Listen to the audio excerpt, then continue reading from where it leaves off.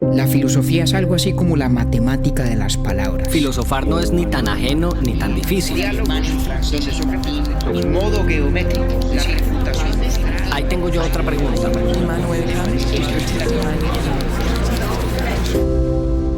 Urbi et Orbi a la ciudad y al mundo. Buenos días, buenas tardes, buenas noches. Taylor Swift es una superestrella estadounidense de la música pop. A sus 31 años cuenta con 7 álbumes de estudio, con los que ha conseguido 321 premios de la música, 11 de los cuales son premios Grammy y 8 más son Guinness Records. Y se preguntarán ustedes cómo es que hoy esta artista nos pone a hablar de filosofía. En 2013, un locutor de radio abusó de la cantante tocando su cuerpo sin consentimiento, mientras posaban ambos para una fotografía. Este incidente terminó en una demanda por agresión hecha por la cantante, en la que al final la corte le dio la razón. Nuestra conversación tendrá lugar alrededor de lo que planteó al respecto el profesor de Leyes y Filosofía de la Universidad de Michigan, Scott Hershovitz, quien calificó a Taylor Swift como una astuta filósofa del perdón. Un episodio que por pertinencia y diríamos también afinidad profesional, nos encantaría que aparte de nuestros 5 pelagatos también lo escuchara Shakira, a quien seguimos esperando aquí en Urbi et Orbi, porque sabemos de su interés genuino por las discusiones filosóficas. Este es La economía moral de Taylor Swift.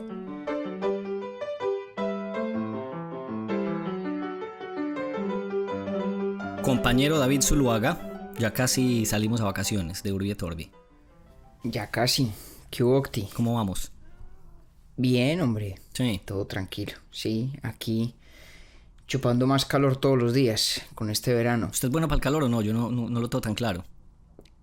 Yo no mucho. Cierto, sí, no tiene cara. No mucho. Sobre todo la humedad. Me afecta mucho la humedad. Esa es complicada.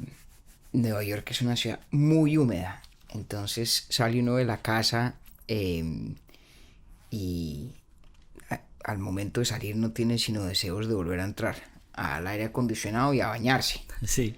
Fíjese que usted y yo parecemos dos desconocidos en un ascensor. En los últimos capítulos siempre arrancamos hablando del clima. Y así rompemos el hielo nosotros. Qué manía. Qué manía. Bueno, tenemos que buscar otra excusa. Sí, pero por favor, ni que no tuviéramos cosas para hablar. Imagínese. Vea, el dato inútil pero divertido lo vincula a usted directamente.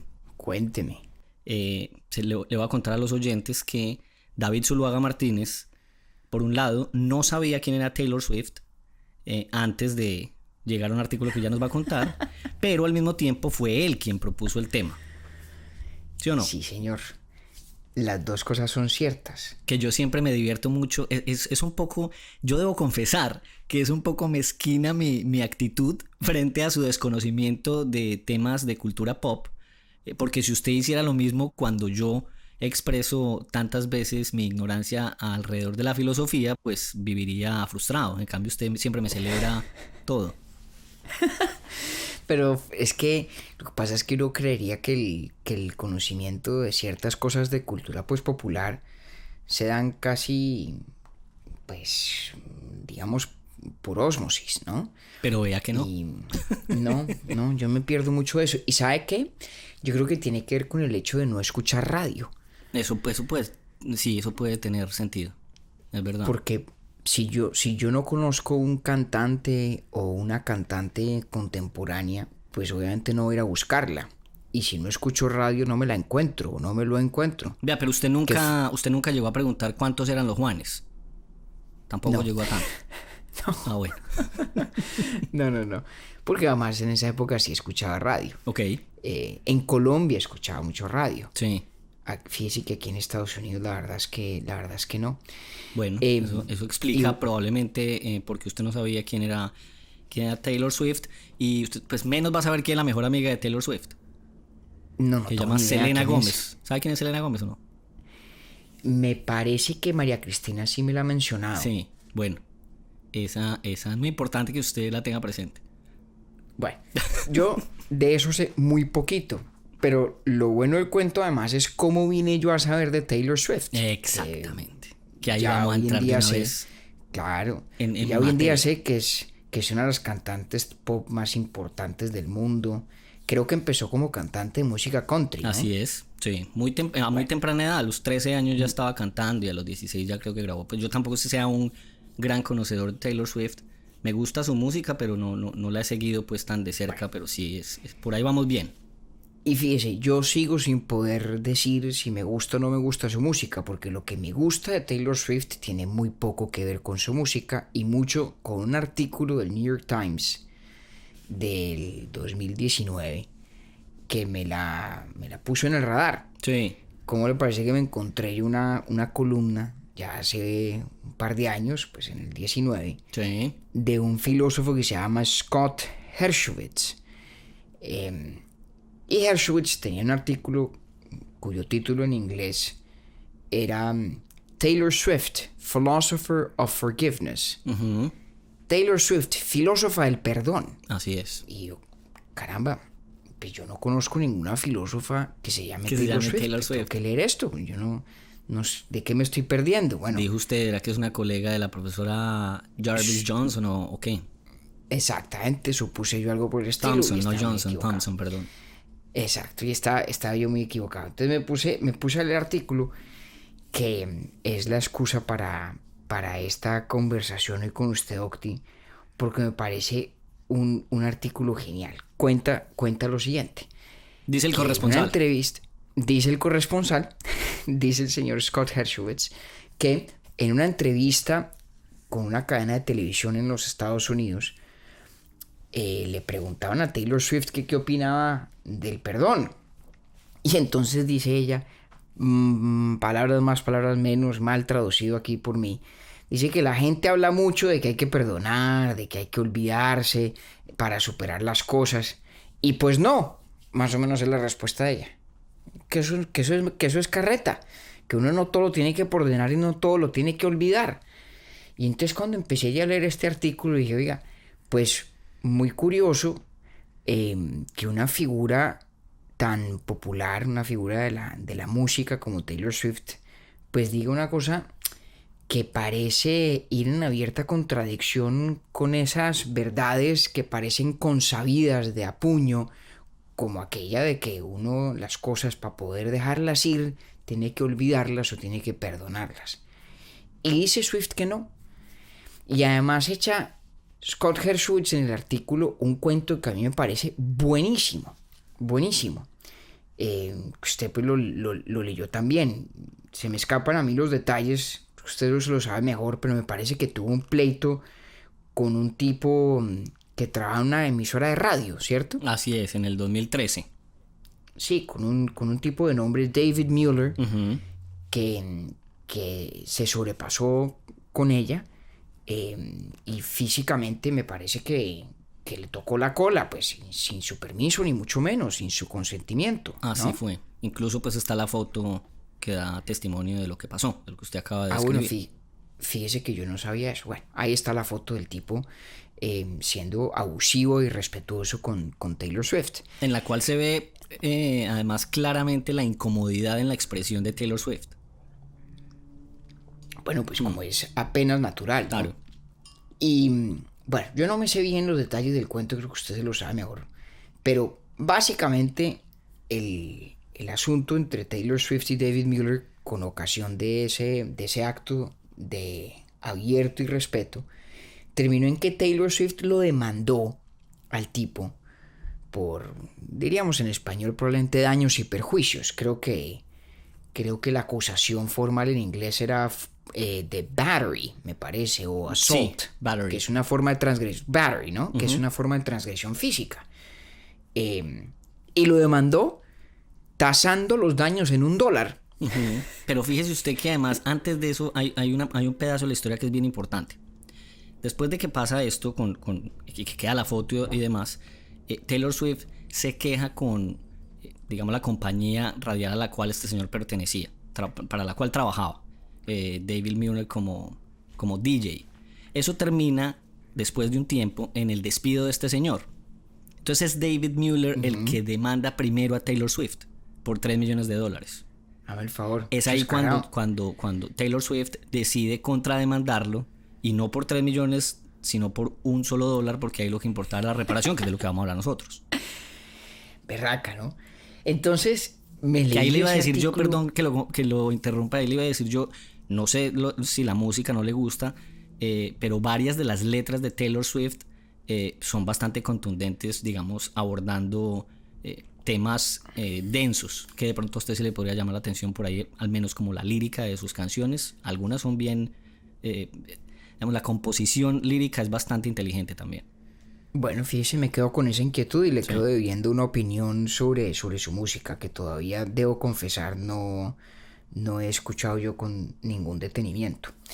Pero entonces el cuento va que esta mujer dice lo que dijo en esa entrevista, ¿no? Sobre el perdón y sobre el olvido y que, digamos, su supuesta necesidad para uno sobreponerse a las cosas, superarlas, avanzar, pues le parece a ella falsa.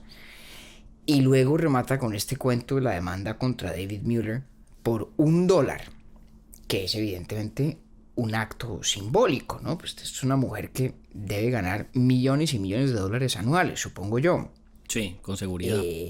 Digamos, ganarse un pleito con David Mueller y ganárselo por $1, le suma o le resta muy poco en su balance sheet, ¿no? En sus cuentas.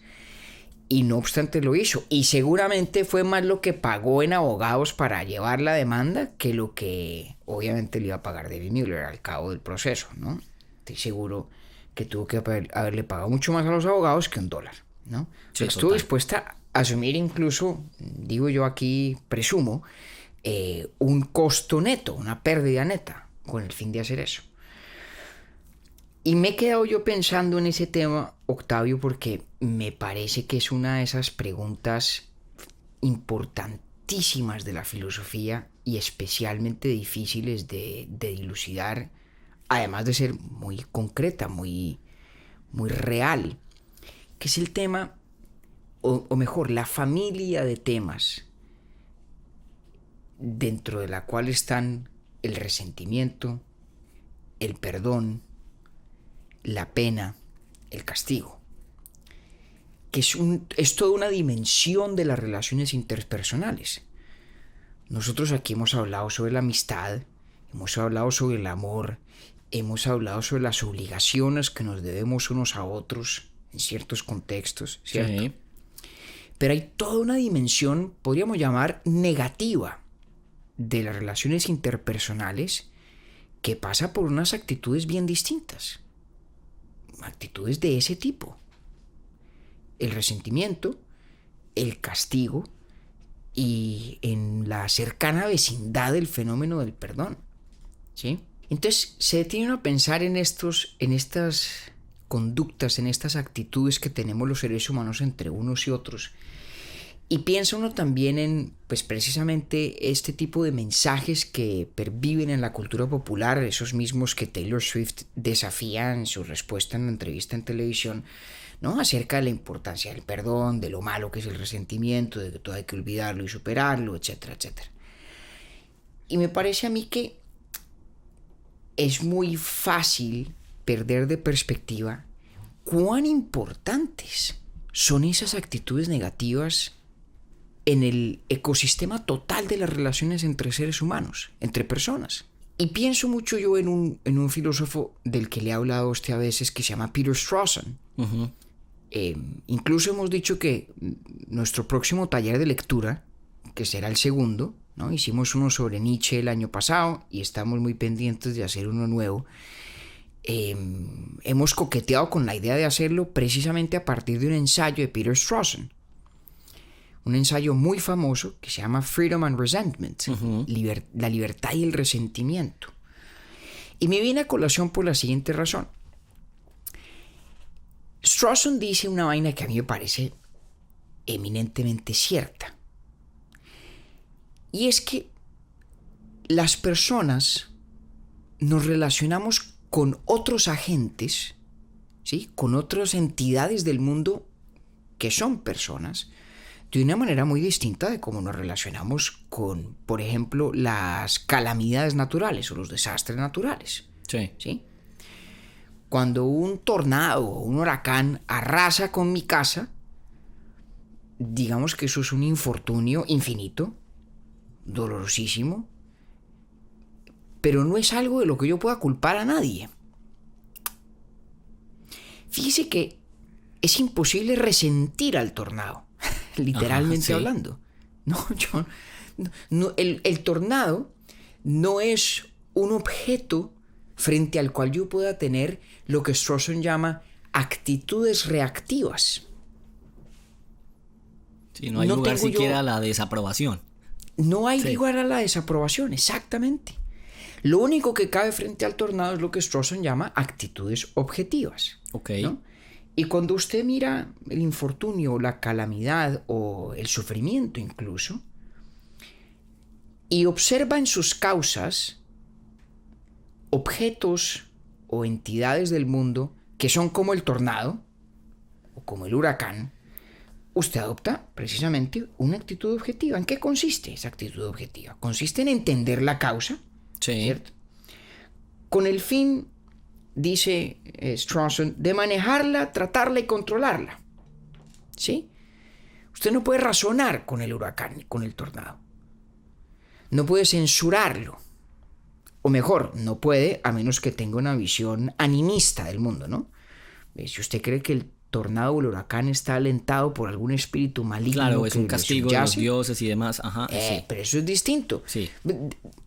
Eso es muy distinto, ¿no? Porque fíjese, de hecho no son ni siquiera lo mismo lo que usted y yo acabamos de decir, porque si el huracán es un castigo de los dioses, pues el objeto, o mejor, el blanco apropiado de cualquier actitud reactiva no sería el huracán, Sino sería los dioses.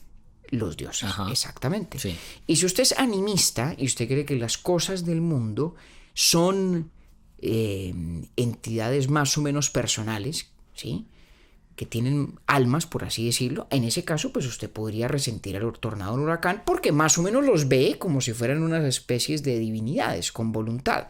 A lo que voy es que las actitudes reactivas, como el resentimiento, solamente son posibles cuando nos enfrentamos a personas, cuando nos enfrentamos a objetos del mundo que tienen una voluntad, de quienes podríamos y justificadamente esperamos un tratamiento distinto del que en efecto recibimos. Ok. Yo no resiento al huracán porque pues el huracán no tiene ninguna obligación ni tengo yo ninguna expectativa legítima de que, digamos, en su paso avasallador no acabe con mi casa, ¿no? Es un auténtico infortunio. Así es. Y en ese orden de ideas, el resentimiento, digamos, habría lugar para el resentimiento en el segundo escenario. En el del animismo sí. Sí. Pero en el del huracán, digamos, en nuestra concepción científica contemporánea, no. Sí. Pero no, lo estaba No tiene preguntando yo es voluntad. en la relación entre personas. Ah, correcto. Exactamente. Exactamente. Bueno, ¿y por qué, no? Pues pensaría uno que es porque entre personas, pues somos copartícipes de la comunidad moral, del mundo moral. Hemos hablado muchas veces de ese concepto, ¿no? Muy recientemente cuando hablamos del tema del estatus moral de los animales. Pero es que entre personas, entre seres humanos, y dejemos a un lado por ahora la discusión de qué cuenta como persona y qué no, pero entre personas, cuente quien cuente dentro del conjunto de las personas, nos tratamos unos a otros como objetos del mundo que tienen voluntad, que pueden hacer una cosa, pueden no hacerla, ¿vale? Y objetos del mundo que tienen voluntad y que además, digamos, responden a las razones. Y una de las razones a las cuales esperamos que los demás respondan es a la importancia que tenemos nosotros mismos. ¿Sí? Sí. Entonces, cuando alguien me maltrata, me vulnera injustificadamente, el resentimiento es una respuesta absolutamente legítima. Pero aquí está de pronto lo interesante, donde conecto yo de manera insospechada tal vez para Taylor Swift lo que ella piensa con lo que decía Peter Strawson. No solo es legítimo, sino que en cierto sentido es necesario. Uh-huh. No responder al mal que hace otro injustificadamente con una actitud que se parezca al resentimiento es no estar tratando a ese otro agente como copartícipe de la comunidad moral, es tratarlo como trataría uno a un huracán. Claro, resentimiento en este contexto no tiene que entenderse, digamos, como rencor. No significa que uno guarde con y mucho menos rabia, como venganza. recelo. No necesariamente. Exacto. No necesariamente. Ajá, sí. Estamos hablando de la actitud sencilla, básica, pero perfectamente reconocible para todos, de resentir que a uno le hagan algo indebidamente malo. Y si este análisis que estamos haciendo a partir de Strawson, en el sentido de que las causas de mi infortunio que no tienen voluntad no admiten resentimiento, y aquellas que sí tienen voluntad admiten del resentimiento, pues entonces el resentimiento no es solamente, como digo, legítimo, sino que es sustancial a nuestra relación con los demás miembros de la comunidad moral cuando ocurren este tipo de conductas, decíamos, por llamarlas de alguna forma, negativas. Sí. Así como la gratitud es la respuesta lógica dentro del universo moral al bien que otro me hace cuando no está obligado a hacérmelo. Bueno, ¿no es entonces también el resentimiento la respuesta natural y comprensible al mal que otro me hace sin que tenga derecho a hacer que yo lo padezca? Bien, visto desde esa perspectiva, cobra completamente sentido. Y choca yo además pensaba... de frente, compañero, que cuando usted me lo mostraba, el artículo, cuando yo leí el artículo, sentía lo que después el mismo artículo dice al final. Y es que choca de frente con una postura del cristianismo, tal vez, que siempre plantea perdonar incluso cuando el perdón no ha sido pedido.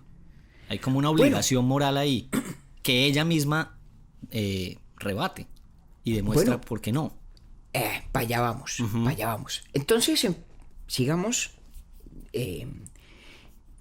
desentrañando pues el asunto, ¿no? Está bueno.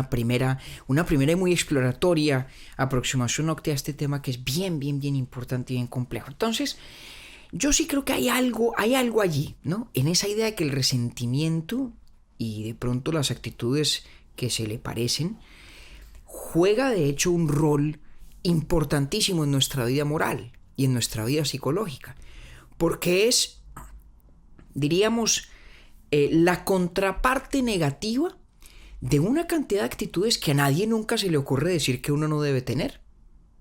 Sí. Nadie nunca dice que uno no pueda sentir o no deba sentir gratitud.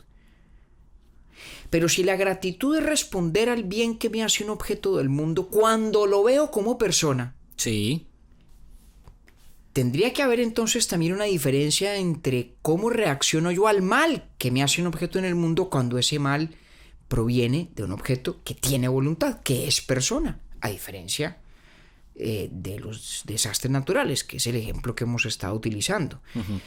Entonces ahí hay una pregunta que para mí es bien interesante. No sé cuál sea la respuesta, como para variar, pero me parece que es difícil sostener que nuestra economía moral, en nuestra economía psicológica, deban tener y preservar un lugar reacciones como la gratitud. Sí. Y a la vez negarle un lugar también a reacciones como el resentimiento. Cuando son, como digo, dos caras de una misma moneda. Son las formas, claro, son las formas características de responder al bien o al mal que tiene por causa un objeto con voluntad, una persona. Sí. A diferencia de las muchas causas de bienes y de males que en el mundo puede haber que no tienen voluntad. Eso es como cuando uno le dicen que una cosa es ser tolerante y otra cosa es ser pendejo. Un poquito sí. Seguramente, sí, seguramente, ¿no? Porque, repito, no estamos hablando de que es importantísimo para nuestra economía y nuestra psicología moral el rencor, por ejemplo. Eso es otra cosa diferente. Eso es otra cosa, este resentimiento. Estamos hablando del resentimiento. Resentir. A veces el sustantivo suena más fuerte que el verbo, ¿no? Sí. Resentimiento suena un poco más agrio. Por eso yo me tomé el trabajo de hacer la aclaración que no estamos hablando tampoco de venganza. Correcto. Para dejarlo muy claro. Pero sí que suena el sustantivo más fuerte que el verbo. Correcto. Entonces, ahí para mí hay una primera inquietud que tiene una faceta, un ángulo bien singular, ¿no? Y es que acuérdese que yo planteé hace unos minutos de nuevo, siguiéndole aquí el hilo a Strawson y pensando de la mano de estas historias fantásticas de Taylor Swift, decía yo que no tratar a quien me hace mal con, digamos, alguna medida de resentimiento es no tratarlo como miembro de la comunidad moral. Esa vaina es pesa. Claro, porque de pronto empiezo yo a caer en la tentación de darle la razón a Kant en una de estas cosas muy contrarias a la intuición que Kant solía decir. Ojo que usted cuando saca a bailar a Kant, yo me pongo nervioso. Bueno, bien pueda póngase, porque Kant en algún pasaje de su filosofía del derecho, en ese libro maravilloso de la metafísica de las costumbres, sí. Maravilloso el libro, no el título, nunca fueron los títulos de Kant maravillosos, en algún pasaje por allá dice que el castigo es en últimas un homenaje a la dignidad del criminal. ¿Cómo? Sí, señor. Porque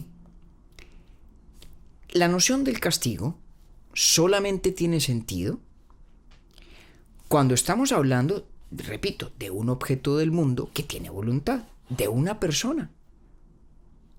No tiene ningún sentido castigar a la causa de un mal o de un daño o de una transgresión si esa causa no tiene voluntad, no causó lo que en efecto produjo de manera voluntaria. O sea que ese premio que dice Kant radica o está establecido con base en el reconocimiento de esa voluntad de aquel individuo. Exactamente. Ya.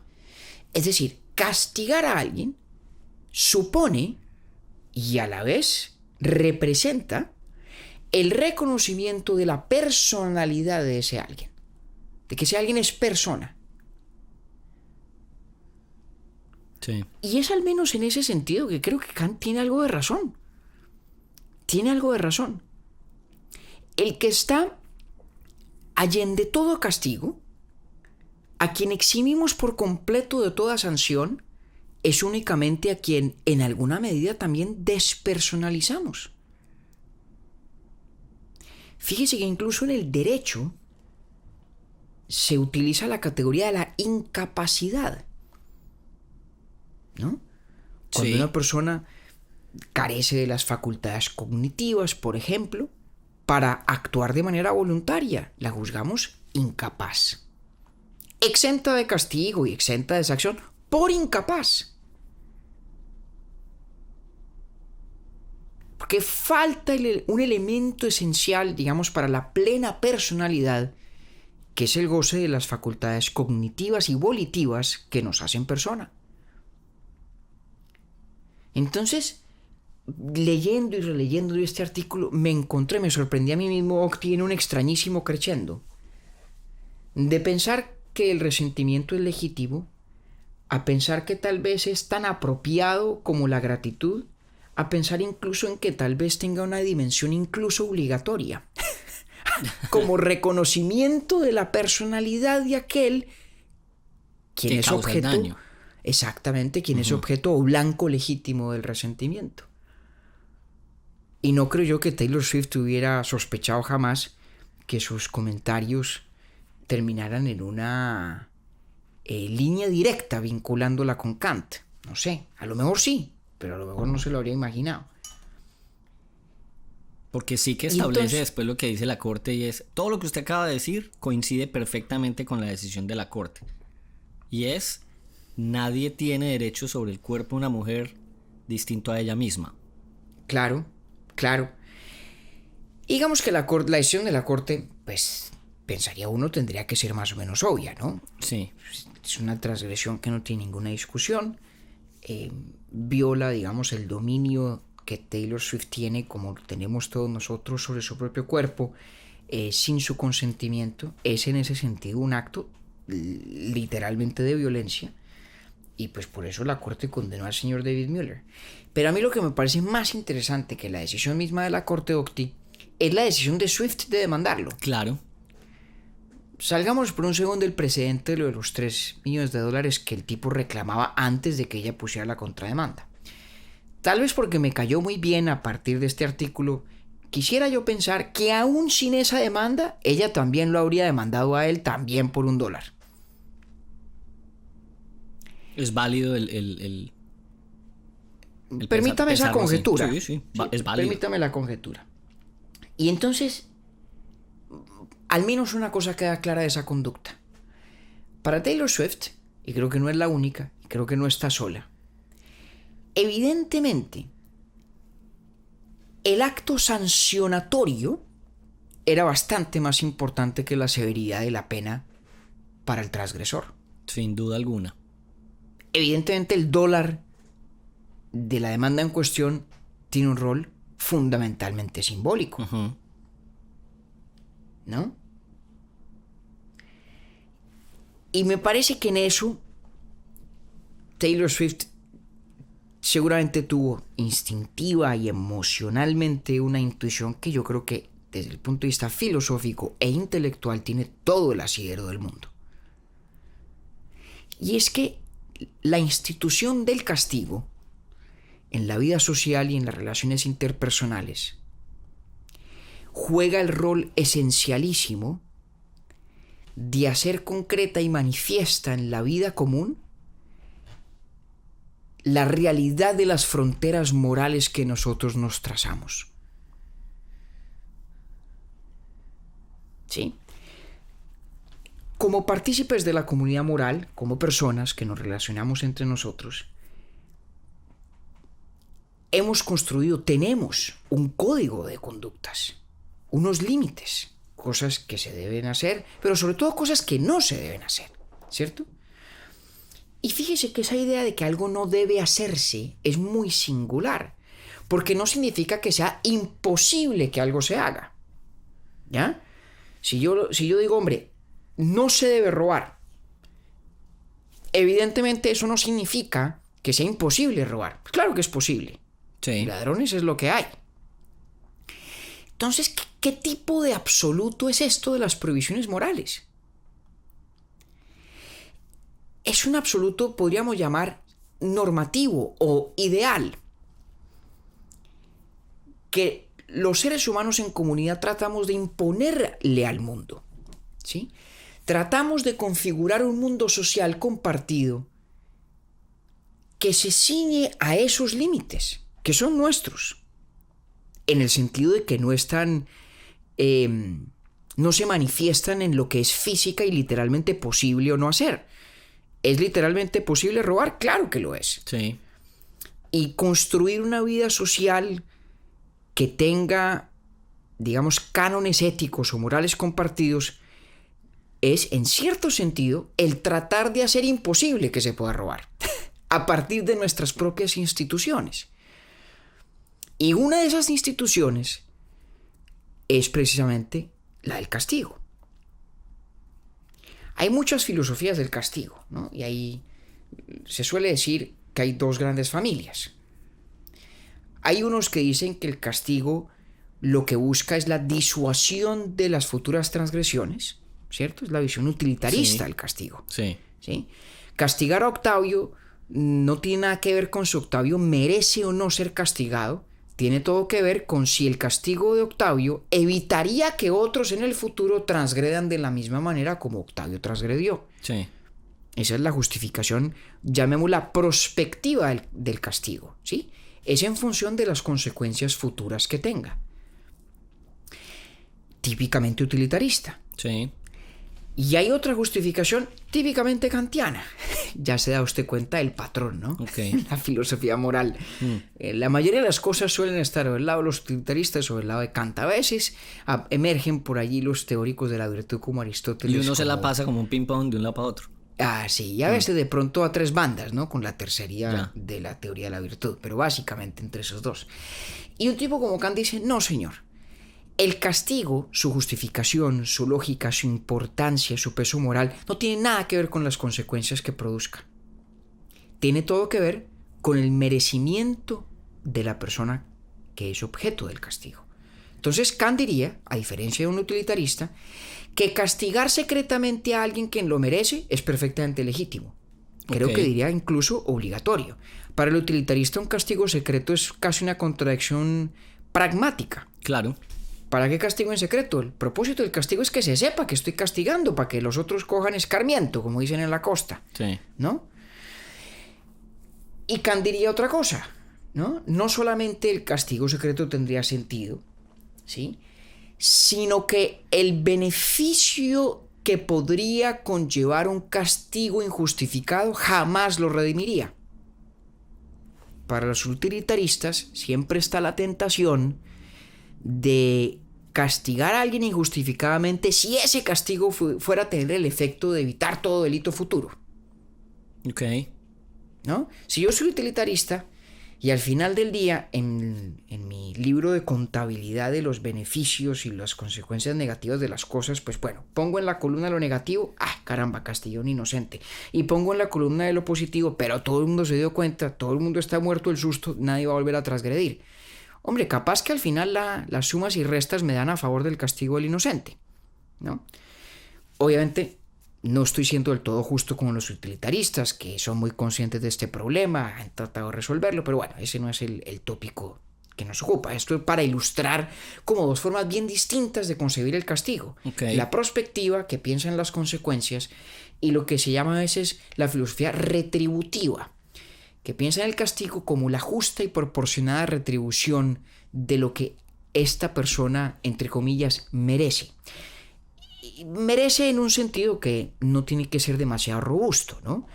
Una persona que transgrede voluntariamente, es decir, ejerciendo su voluntad de manera libre, pues es una persona que en la concepción retributiva del castigo, pues merece su sanción.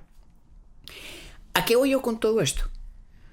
Que me parece a mí que esta historia de Taylor Swift delata la fuerza intuitiva de la filosofía retributiva del castigo. Fíjese usted. Porque, ¿qué escarmiento es para el señor David Mueller pagar $1? Sí. Pues ni para él ni para nadie. Las consecuencias, estrictamente hablando, son absolutamente secundarias a esa decisión que tomó Taylor Swift de demandarlo. Me parece a mí que de lo que en realidad se trataba era de lograr una expresión pública, social, compartida, de que el tipo merecía su sanción, de que lo que había hecho estaba mal. Y conecto con algo a lo que usted aludió hace un ratico sobre el tema del perdón, don Octavio, y la visión cristiana del perdón. No me voy a meter mucho en lo segundo, porque creo que la visión cristiana es compleja, tiene sus vericuetos y vicisitudes. No he pensado lo suficientemente en ello como para decir algo al respecto, inteligente e informado. Uh-huh. Sí, pero sí podemos decir lo siguiente, Octi. Cuando usted vulnera los derechos de otro, cuando usted transgrede los límites para con otra persona, usted en última lo que está haciendo es que está declarando a través de su conducta que ese otro pues cuenta por menos de lo que cuenta usted. Uh-huh. Acuérdese eso que decía Kant, de que el deber de observar la dignidad de las demás personas consiste en nunca utilizarlas como meros instrumentos de mis propósitos. Cuando yo vulnero de las maneras que hemos descrito a otra persona, estoy haciendo exactamente eso, ¿no? Estoy a través de mi conducta declarando que este otro vale menos y a lo mejor no vale nada. Así que, por tanto, mi mala conducta está bien. Básicamente, sí. Básicamente, eso es lo que está haciendo uno. Puede que de palabra no, puede que de intención no, de conducta ciertamente sí. Sí. ¿Cierto? Eso es lo que estoy declarando. Ahora, pedir perdón es algo así como una retractación de esa declaración. Piense usted, por ejemplo, pedirlo. Pedirlo. Piense usted, por ejemplo, en cómo piden perdón los cobardes, ¿no? El cobarde no pide perdón diciendo la embarré. El cobarde dice, discúlpame si lo que hice te dio la impresión de o fue percibido de tal o cual manera, ¿no? estoy siendo un poco injusto porque a veces tal vez esas locuciones tengan razón y sean ciertas. Ujú. Pero la mayoría de las veces cuando la gente no pide perdón por lo que hizo, sino por la forma como se percibió lo que hizo, ¿no? Está tratando como de crear un poquito de distancia entre sí y esa declaración de hecho que encarna la conducta, ¿sí? Okay. Pero en todo caso, pedir perdón es una especie de retractación verbal de lo que sabemos que nuestra conducta más o menos hace manifiesto, Sí. ¿cierto? Es decir, es una manera de que en el registro público moral, por así llamarlo, quede constancia de que yo como agente transgresor desconozco, niego, retiro la declaración de menor valor de mi víctima que estaba encarnada en mi conducta. Por tanto, estoy garantizando de vuelta la igualdad entre los individuos. Exactamente. Es una forma es una forma de resarcimiento simbólico. Sí. ¿Sí? Es como dirían en inglés, es straighten the record, ¿no? Es Sí. para que quede claro en el acta que la última palabra sobre el estatus moral de quien padeció la transgresión no es la conducta transgresora misma, que desconoce ese estatus moral, sino la solicitud de perdón que, digamos, intenta volverlo a poner donde estaba. Y dicen aquí en el artículo algo muy interesante, y es, una vez eso pasa, ahí sí se puede liberar el resentimiento. Claro, porque el la resentimiento... protesta, digamos, el resentimiento, dice Exacto. ahí, es una forma de protesta. Esa protesta ya no es necesario más continuar con ella. Exactamente, es que casi que todas estas conductas las podríamos traducir en un ejercicio dialéctico. El acto transgresor es una declaración del desconocimiento del igual valor moral del otro. El resentimiento como actitud reactiva es una reafirmación del propio valor moral y una responsabilización, perdóneseme el vocablo, de el transgresor como una persona que ha fallado.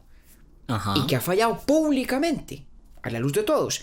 Y luego la solicitud del perdón es una especie de reconocimiento de la legitimidad de ese resentimiento que busca, digamos, retractar la expresión que se hacía manifiesta en la conducta transgresora inicial.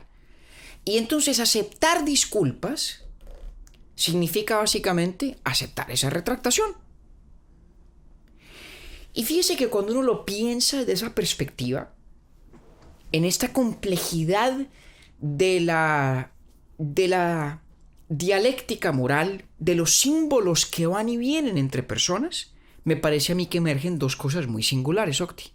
La primera es que uno puede aceptar las disculpas que le han pedido sin que necesariamente sus actitudes emotivas, por ejemplo, tengan que tornarse positivas frente a la persona. Ok. De entrada, ¿no? Yo puedo reconocer, ok, vale, su retractación es válida, pero eso no significa que tenga yo que pensar más o menos de la persona en relación con lo que pensaba antes, ¿sí? Hay una especie de independencia entre la actitud cognitiva del aceptar una disculpa, vale, acepto la retractación de la declaración de mi menor valor o nulo valor que estaba encarnada en la conducta transgresora. Eso es una cosa y mi actitud emotiva es otra diferente. Y segunda cosa que me pareció muy interesante, y es que cuando se lo analiza de esa forma, a mí por lo menos me parece difícil entender la idea de uno perdonar sin que le pidan perdón. Eso dice además, sí, es que eso me quedó sonando bastante en el artículo. Porque cobra sentido para mí al menos en esa dirección en la que están yendo ellos. Digo Sí, ellos porque el profesor Hershovitz menciona otra filósofa que no recuerdo el nombre ahora. Se llama Pamela, pero no me acuerdo su apellido. Claro, la menciona y digamos que ha tratado mucho este tema también Pamela Hieronymi. Sí. Y parte de lo que señalan ellos, que me parece a mí que tiene su validez importante, es que no es obvio qué significa aquello de perdonar sin que no le hayan pedido perdón. Pero además que ella, por ejemplo, echa mano de algo. Yo tampoco voy a entrar mucho en el cristianismo, pues que me quedó sonando mucho algo que ella cita textualmente, y es un salmo de la Biblia, del Evangelio de San Lucas, creo, en donde dice que Jesús dice que si tu hermano te agrede o peca en contra de ti, repréndelo, pero si él se arrepiente, perdónalo. Sí. Y esto, digamos, que yo lo traigo a colación es porque, compañero, yo no, me imagino que usted no sabe, pero digamos, Taylor Swift es de un estado bastante fuerte, donde el cristianismo es bastante fuerte, y su familia también lo es. Y ella es una defensora convencida, además, completamente de los valores de la cristiandad. Ella es de Tennessee. Y no solamente en esta ocasión, sino en otras declaraciones que ha hecho al respecto de otros temas, digamos, que hace uso de esto mismo que ella ha aprendido en su religión. Claro, y como le digo, no me meto yo en la discusión, digamos, de la teología del perdón en el cristianismo, pero me parece que hay un par de pistas interesantes. Esa cita del Evangelio de San Lucas es bien importante porque fíjese que resume muy sucintamente en cierta medida lo que hemos tratado nosotros de ir explicando, ¿no? Porque evidentemente el arrepentimiento precede al acto del perdón. Pero fíjese que incluso del punto de vista lógico es difícil entender qué significa esto de perdonar sin que haya o arrepentimiento o una solicitud de perdón, ¿no? Seamos claros, no significa que para perdonar tenga que haber una solicitud expresa de perdón, lingüísticamente manifiesta, ¿no? Sí. Hay relaciones interpersonales que son suficientemente profundas como para que uno pueda intuir el arrepentimiento íntimo de otro, absolutamente, que es a lo mejor incapaz de verbalizarlo, ¿cierto? Eso es muy importante también, compañero.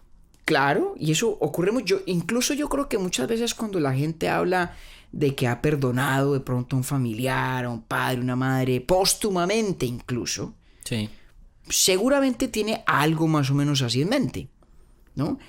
La convicción de que el otro en su fuero interno sí estaba pidiendo perdón, ¿no? Aunque no lo haya hecho expreso. Sí. Pero fíjese usted esto tan interesante. Si usted se imagina una circunstancia en la que una persona auténticamente no ha pedido perdón, pero además no siente ningún grave arrepentimiento, por lo menos no nos es posible suponer que lo sienta, ¿qué significaría realmente perdonar en esa circunstancia? Y me pregunto yo si a veces en eso caemos en juegos de lenguaje, en trampas de lenguaje, ¿no? Porque uno puede decidir, por ejemplo, tratar a la otra persona lo más que se pueda como un huracán.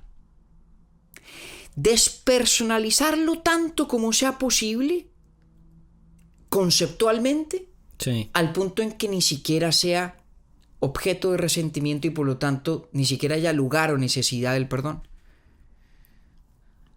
Imagínese usted que alguien le haga un daño muy grave y la experiencia resulte profundamente traumática y parte del proceso de convivir con ese trauma sea su ejercicio de entender por qué esa persona llegaría a hacerle a usted lo que le hizo.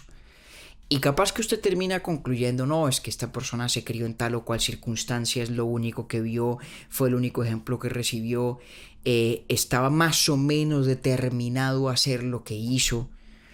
Y fíjese que ese tipo de lógicas, ese tipo de raciocinios, coquetean con la idea de que el otro no lo vulneró a uno, digamos, en la plenitud de sus facultades volitivas, con plena libertad, de manera plenamente voluntaria. Ese tratar de concebir al otro como más o menos condicionado, casi determinado, es una forma de llevar a esa persona a los márgenes de la comunidad moral e irla acercando un poquito a las calamidades fortuitas del mundo natural que no cabe resentir y en consecuencia no cabe tampoco perdonar. Obviamente es un ejercicio psíquicamente inestable, porque sabemos que al final se trata de una persona, ¿no? Pero fíjese que no es raro encontrar que alguien le diga a uno, no, mire, yo ya perdoné tal o cual cosa, y a la vez porque entiendo que esa persona en realidad Sí, está eso es común. condicionado, ¿no? Más o menos determinado a hacer lo que hizo, no tenía alternativa, Ese es un maridaje que no es accidental. Ese maridaje de Digamos ideas. que en el mismo ejemplo que hoy tomamos, pudo haber aplicado Taylor Swift la conducta de David Mueller en ese paquete. Probablemente. Decir eso. Decir, no, este señor proviene de una cultura machista, no sé qué, probablemente. tal o cual, no sé qué. Y, sí. Probablemente, como en casi todas las circunstancias uno podría hacer eso. Uno Sí. cualquier ser humano lo puede fácilmente reducir a ese tipo de análisis si realmente lo quiere hacer, ¿no? Y es una forma a veces relativamente facilista de abordar a las demás personas, pero siempre es posible. Mi punto es que yo creo que ese análisis de Strawson del que hablábamos al principio, Octi, explica esa convergencia no accidental en lo absoluto entre digamos las actitudes de perdón que nadie ha pedido y las actitudes de explicación de la conducta de quien es perdonado como más o menos mecánicas. Porque claro, repito, entre menos persona es el objeto de mis actitudes reactivas, pues menos actitudes reactivas tengo. Sí. Lo mismo que pasa con el tornado, con el huracán, ¿no? Pero si nos devolvemos de nuevo a la idea de que aceptar unas disculpas es un acto equivalente a la aceptación de una retractación, es muy difícil entender qué significa ese acto cuando no hay ninguna retractación allí para empezar. Que, valga la pena repetirlo, puede o no ser explícita desde el punto de vista lingüístico. Ajá. Eso ¿no? sí. Puede ser presumida, puede ser puede ser conjeturada. presumida, por ejemplo. Ajá. ¿Sí? Pero no es obvio que pueda haber allí un acto inteligible de perdonar, aunque a veces lo llamemos así, pero que estrictamente hablando sea un acto inteligible de perdonar cuando no hay una solicitud de perdón, que es equivalente a presentar la retractación para ver si el otro la acepta o no la acepta. Claro, porque venga que ahí entonces usted me hizo pensar en algo. ¿Qué pasaría desde lo que estamos estudiando? Si aquel que causa el daño genuinamente expresa su arrepentimiento y el otro decide en cambio también permanecer con su resentimiento. Hombre, esa es una buena pregunta.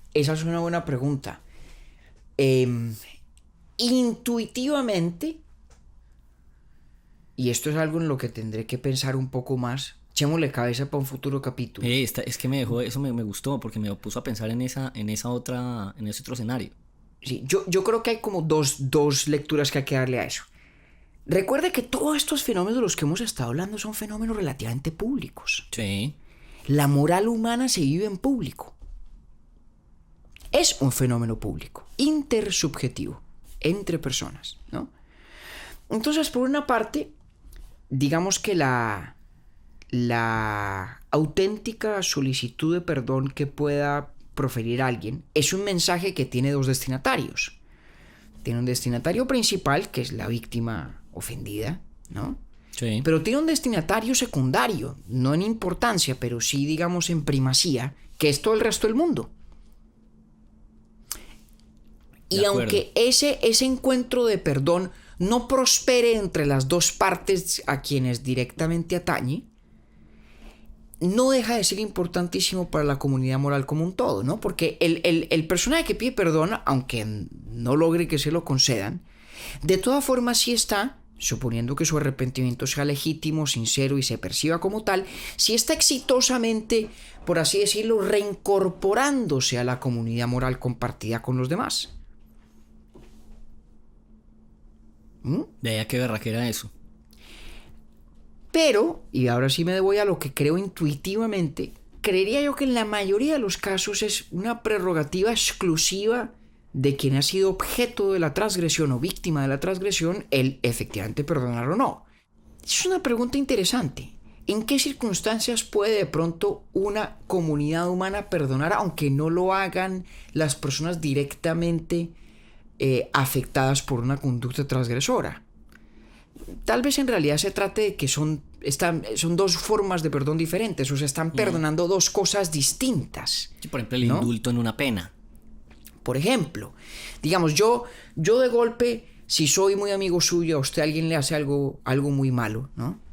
Y como nosotros ya hicimos un capítulo de la amistad, sabemos que la auténtica amistad, el bienestar del amigo es parte esencial del bienestar propio. Entonces, si a usted alguien le hace algo, hay un sentido no del todo exagerado en el cual me están haciendo algo a mí también. Gracias, compañero. Claro. Correspondido completamente. Bueno, para que vea usted. Entonces, a usted de pronto el sujeto que lo transgredió le pide perdón y capaz que usted no lo perdona. Ok. Y capaz que yo sí. Ahora, si yo lo perdono, creo que en realidad no lo estoy perdonando en nombre suyo. No puedo abrogarme esa vocería. No me parece que sea sustituible ese canal del perdón. Pero no deja de ser un perdón el mío. Digamos que yo padecí una externalidad negativa, pero no por eso Que resolvió inexistente. también de la misma forma con el perdón que me fue pedido. Para usted fue suficiente, digamos. De exactamente. ahí la razón de su perdón. Es una buena pregunta, porque tal vez hay una cierta asimetría, ¿no? Entre la obligación de pedir perdón, que me parece que es razonable pensar que la haya, y la obligación de aceptar la solicitud de perdón, Sí. que de golpe no hay tal. Que Puede de ser golpe una no hay de tal. estas cosas, que son demostraciones de especial nobleza, pero no requerimientos morales, que las hay muchas, ¿no?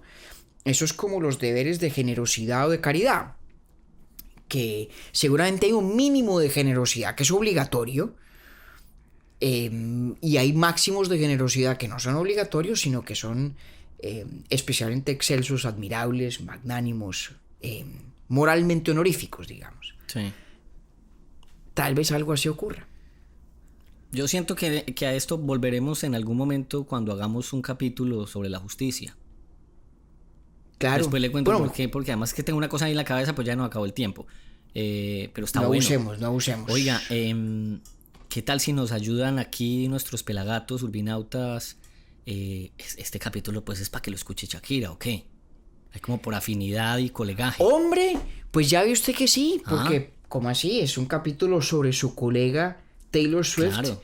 que además, me parece que es una promesa tácita de hacer un capítulo sobre Shakira el día en que nos encontremos con una anécdota como las de Taylor Swift, que se presten para este tipo de elucubraciones, Octi, ¿le parece? Va para esa, me gusta, vea, me gustó mucho. Entonces, bueno, propósito aquí, el que nos está escuchando, que llame ahí a Shakira o alguna cosa, una historia en Instagram, algo. Háganos barra ahí para que nos escuche Shakira. Este puede ser un buen primer momento, una buena primera cita con Shakira, este capítulo. Y Vamos a ver si nos me acepta. gustó mucho, me gustó mucho este capítulo. Digamos que es lo que esperaba. Yo sabía que usted tenía ahí una vaina bien entretenida e interesante. Pero repítame dos cosas que me quedaron sonando bastante. Por allá en la mitad usted habla de la economía moral y entonces pone un paralelo entre la gratitud y el resentimiento. Si lo Sí, puede señor. resumir ahí en una frasecita, se lo agradezco porque me encantó. Y pues voy a sacar otra vez ahí a Kant a bailar con el tema de que casi que el resentimiento es el reconocimiento de la dignidad de quien lo provoca, ¿no? Sí, bueno, lo segundo ya lo dijo usted mejor de lo que lo puedo resumir yo. Vea, No tengo nada que añadir. usted me está haciendo campaña con Kant y yo no me di cuenta, ya estoy más enredado ahí con el hombre. Lo estoy embolatando, Claro. recogiéndolo para las huestes kantianas. Sí, engatusándome ahí usted con Kant. Y sobre lo primero, la idea más o menos es la siguiente. Dijimos que hay cierto tipo de actitudes que hacen parte de nuestra vida psicológica, a lo que yo a veces me refiero como esa economía moral, ¿cierto? Actitudes que solamente son apropiadas en relación con las causas de un beneficio o de algo malo, que son a su vez personas. No cualquier causa, no una piedra que le cayó uno en la cabeza, Sí. no el huracán ya casi proverbial de nuestro capítulo que arrasa con su casa, sino otra persona. Cuando otra persona es causa de algo bueno o malo para uno, digo causa voluntaria, intencional, no accidental, eso da lugar a ciertas actitudes que son diferentes a las que yo tendría con la de la piedra o con la del huracán, que son de auténtica resignación y lamento o de regocijo en la buena suerte. Y me parece que son paralelas las actitudes de la gratitud y del resentimiento.